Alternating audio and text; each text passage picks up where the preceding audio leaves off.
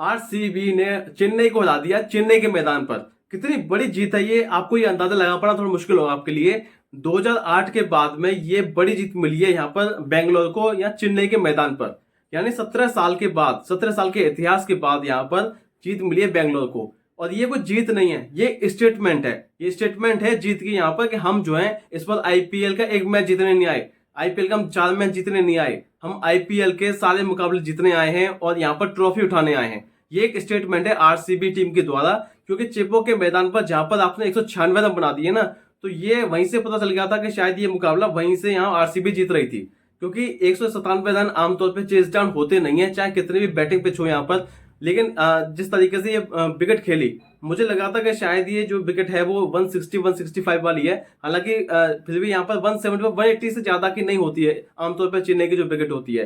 तो यहाँ पर उससे ज्यादा रन बनाना मुझे लगता है कि ये अपने आप में एक बड़ी बात थी यहाँ पर आरसीबी के लिए। खासकर जो लास्ट के 3 गेंदों पे 3 छक्के जो लगाए टिम डेविड ने जो लगाए, वो तो मोमेंटम शिफ्ट करने वाले थे। क्योंकि एक समय ऐसा दिखाई दे रहा था कि शायद 180 रन बनेंगे यहाँ पर आरसीबी के, ज्यादा रन नहीं बनेंगे। लेकिन फिर यहाँ पर लगातार 3 छक्के आते हैं और वहां से जो है मोमेंटम आरसीबी की टीम में आ जाता है और वहां से तो पीछे मुड़ के दिखते नहीं है। गेंदबाजी उस तरह की होती है। लेकिन इस मुकाबले की मैं शुरुआत से बात करना चाहूंगा।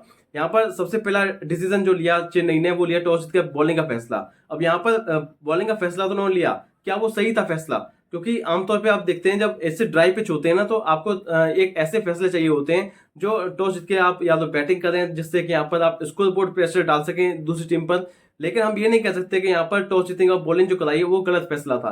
क्योंकि उनको ही पता है कि अगर दूसरी इनिंग में ड्यू आ गई तो शायद वहां पर असर पड़ सकता है, जो स्पिन गेंदबाज हैं वो किसी काम के नहीं रहेंगे। तो ये थोड़ी सी दिक्कत थी यहाँ पर चेन्नई सामने। लेकिन चेन्नई ने फैसला लिया कि टॉस जीत के बॉलिंग कराएंगे। उसके बाद यहाँ पर जो ओपनिंग कॉम्बिनेशन होता है विराट कोहली फिल शॉल्ट का, वो अच्छी बल्लेबाजी करते हैं। शॉल्ट जो है 16 के अंदर 32 रन बना के आउट होते हैं और शुरुआत में तेजी से शुरुआत दे जाते हैं। शुरुआती 6 ओवर में आरसीबी बनाती है 54 रन।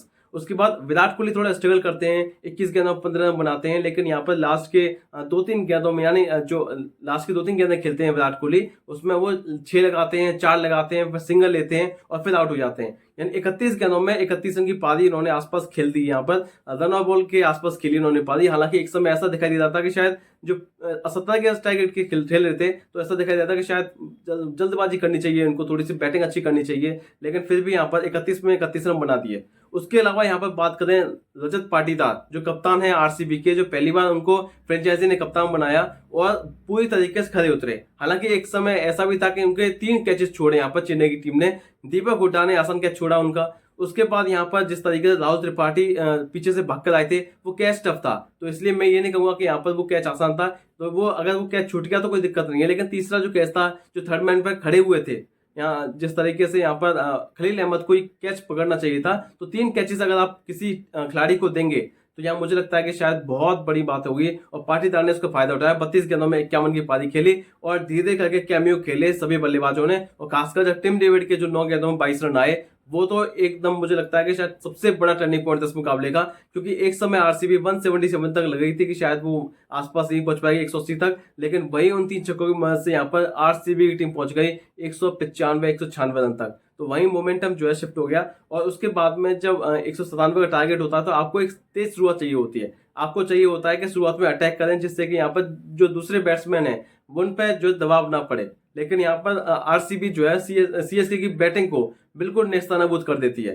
क्योंकि आप सोचिए, जब पहली विकेट यहाँ पर गिरी राहुल त्रिपाठी के रूप में, तो शायद ऐसा लगा कि शायद अब गायकवाड़ आएंगे। त्रिपाठी तो फॉर्म में है ही नहीं, लेकिन गायकवाड़ भी 0 पे आउट हो जाते हैं। तो वहां लगा कि शायद अब तो कोई चांस नहीं है, क्योंकि उसके बाद उसके दीपक हुड्डा भी आउट हो जाते हैं भुवनेश्वर कुमार की बॉल पर। तो यहाँ पर जॉश हेजलवुड जिस तरीके से गेंदबाजी कराई, उसके बाद भुवनेश्वर कुमार ने जो आरसीबी फ्रेंचाइजी में पहला ओवर फेंका, या फिर पहली बार बॉल जो फेंकी, वो काफी अच्छी बॉल फेंकी उन्होंने। और इस तरीके से यहाँ पर आरसीबी टीम ने पूरे मैच में डोमिनेट किया, चाहे बैटिंग से हो, बॉलिंग से हो। और सबसे बड़ी हार चेन्नई की वहां हो गई थी, जहां पर 3 स्पिनर, जो कि हमेशा 12 ओवर डालते ही डालते हैं, वहां पर स्पिनर ने डाले 9 ओवर। यानी 3 ओवर में 37 रन पड़े जडेजा को और 2 ओवर में 22 रन पड़े यहाँ पर अश्विन को। तो ये अपने आप दर्शाता है कि देखिए, जब आपके 3 स्तंभ, जो आप कहते थे कि स्पिन ये बहुत अच्छी कराते हैं और ऐसे स्पिन शायद कोई खेल नहीं पाएगा, ये ऐसे बॉलिंग कराते हैं, विकेट लेते हैं, लेकिन वहां पर उन्होंने 59 रन दे दिए 5 ओवर में अश्विन जडेजा के कॉम्बो ने। तो शायद वहीं आप मुकाबला हार चुके थे।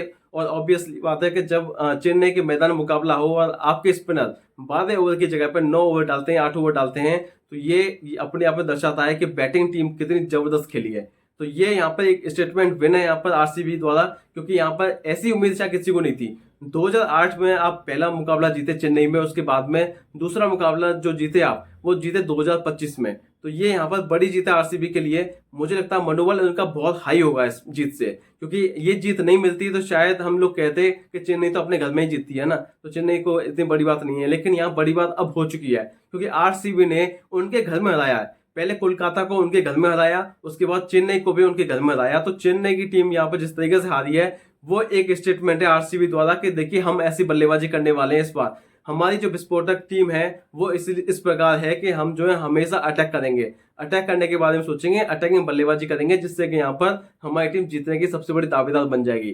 तो ये यहाँ पर एक स्टेटमेंट विन है जो शायद सभी टीमों को समझनी चाहिए, क्योंकि 2 मैचों में अब 4 पॉइंट हो चुके हैं। नंबर 1 पर पहले भी थी, लेकिन अब नंबर 1 पे बिल्कुल काबिज रहेगी, क्योंकि एक भी मुकाबला भी हारी नहीं है, 2 मुकाबले खेले हैं आरसीबी ने। तो आज का वीडियो, नेक्स्ट वीडियो में मिलेंगे, तब तक देखते हो चैनल। नमस्कार।